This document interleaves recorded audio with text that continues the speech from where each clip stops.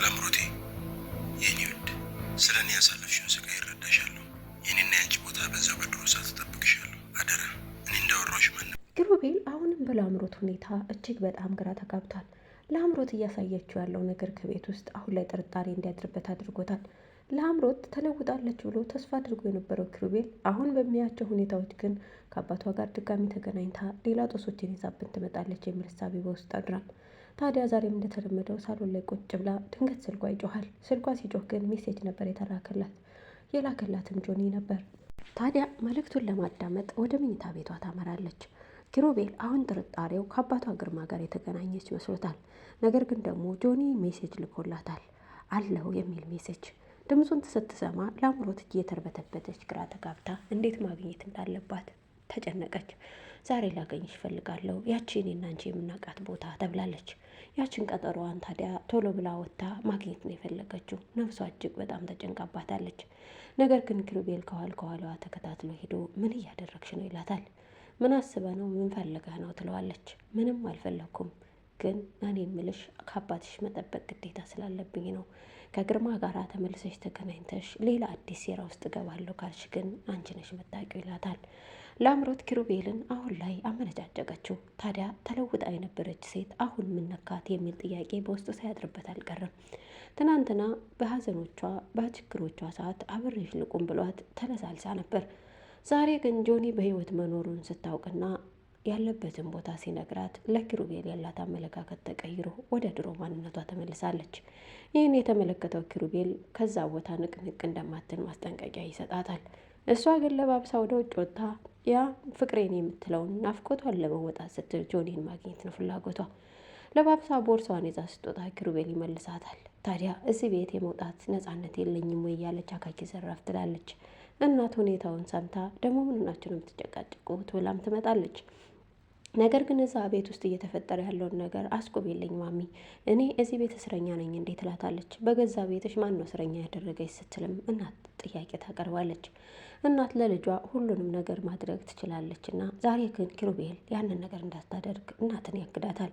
ይኸውልሽ ማሚ፣ አሁን ለአምሮት ያለችበት ሁኔታ በፍጹም አላማረኝም። ምክንያቱም ስልክ ተደውሎላት ሜሴጅ ተልኮላት የግርማ ሳይሆን አይቀርም። ስለዚህ ለዛ ማትወጭም ብዬ ከልክያታለሁ። ይሄ ደግሞ ነፃነቷን መንፈግ ሳይሆን ለወደፊት ህይወቷ ራሷን ጠብቃ እንድትኖር ለማድረግ ነው ይላታል። በዚህ ታዲያ ሀሳቡ እናትም ተስማማና ለአምሮት ልጄ እወድሻለሁ፣ ሞቼ ነው የምወድሽ፣ ነገር ግን እባክሽን ተረጅኝ፣ ኪሩቤል ላንቺ ብሎ ነው ትላታለች። እሷም ከዚህ ቤት ማን እንደሚያስቀረኝ አያለው፣ ዛሬ እወጣለሁኝ ብላ ወደ መኝታ ክፍሏ ታመራለች። በሌላ በኩል መክሊት እዛ ቤት ስትገባ የትርሲት እህት ናት ተብሎ ሳይሆን ሰራተኛ ናት ተብሎ ነበር የገባችው። ነገር ግን ነገረ ስራዋ ሁሉ አሁን ላይ ወደ ኪሩቤል ሆኗል። አይኖቿ እሱን መመልከት ከጀመሩ ሰነባብተዋል። የሆነ ነገር ሲያዛትም ቶሎ ብላ ፈጠን ብላ ቀድማ መገኘት ልማዷ ሆኗል። ታዲያ ሁል ጊዜም ቢሆን ፈገግ እያለች በፈገግታ ልታማልለው እየሞከረች ነው። ኪሩቤል ግን ትርሲትን ከማስታወስ ወደኋላ አላለም። አሁን ግን ለላምሮት ሳይሆን ለመክሊት ትልቅ ጥብቅና እየቆመ ይገኛል። መክሊት ምንም አይነት ነገር እንዲጎልባት አይፈልግም።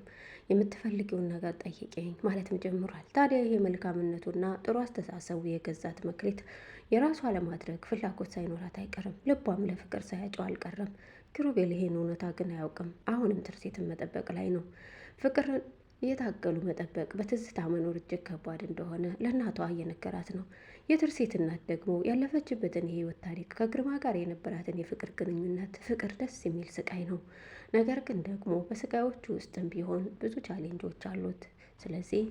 ስለዚህ ይህን ቻሌንጅ ለማለፍ ደግሞ ግዴታ መታገስ ይኖርብሃል ትለዋለች። ምን አማራጭ አለኝ? እታገሳለሁኝ ብሏል ኪሩቤል። ታዲያ መክሊት ውሃ ልትሰጠው ትመጣለች። መክሊት አመጣጧ ግራ አጋብቶታል። መክሊት ምን ሆነሻል ይላታል። ምንም አልሆንኩም ውሃ ብዬ ነበረ ትለዋለች። ኦኬ እሺ ጠጪ ይላታል። አይናዩን ስታይ ለትንሽ ደቂቃ ከቆየች በኋላ ውሃውን ሳትጠጣ ተመልሳ ትሄዳለች። መክሊት ውሃ ልጠጣ ነው ብለሽኝ ነበር፣ ምን ሆነሽ ነው ይላታል። ምንም አልሆንኩም ብላ ቶሎ ብላ ፈጥና ወደ መኝታ ክፍሏ ታመራለች። መኝታ ክፍሏ ግን ስትገባ ለአምሮት አመሰግንሻለሁ የሚል ምስጋና ልታሽጎደጉድላት ትመጣለች። ታዲያ ምስጋናዋንም ተቀብላ ነገር ግን ልታመሰግኝኝ የቻልሽው ለምንድን ነው? እኔ ለማንም ሰው ማደርገውን ያደረግኩት ትላታለች። አንቺ መልካም ሴት ነሽ፣ ስለዚህ መልካምነትሽን እጅግ በጣም አደንቃለሁ። በዚህ መልካምነትሽ ደግሞ ጥሩ ነገር እንደምታገኝ ተስፋ አለኝ ትላታለች። ታዲያ በሁኔታዋ እጅግ በጣም ተገርማለች። አፍቅረሽ ታውቂያለሽ ወይ የሚል የላምሮት ጥያቄ እጅግ በጣም ግራ አጋብቷታል። ላምሮት እንዴት ይህንን ጥያቄ ልታነሳባት ቻለች? ማፍቀሬን ሰው አውቆብኛል እንዴ ብላ መክሊት ተደነጋገረች። ማፍቀር ማለት ግን ምንድን ነው እያለችም ለማስመሰል ብትሞክርም ላምሮት ግን እንዳፈቀረች ጠርጥራባታለች።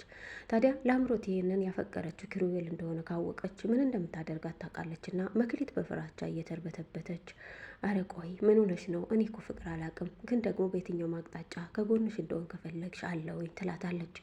ይህን ጊዜ ላምሮት እሺ በጣም አመሰግናለሁ ብላ ተነስታ ግዴታ ጆኒን ማግኘት ነበረባትና ወጣ ትላለች። ጆኒም ከሕክምና ውስጥ እንዴት ራሱን እንዳገኘውና ገድሎኝ የነበረው እዚህ ቤት ውስጥ ነው።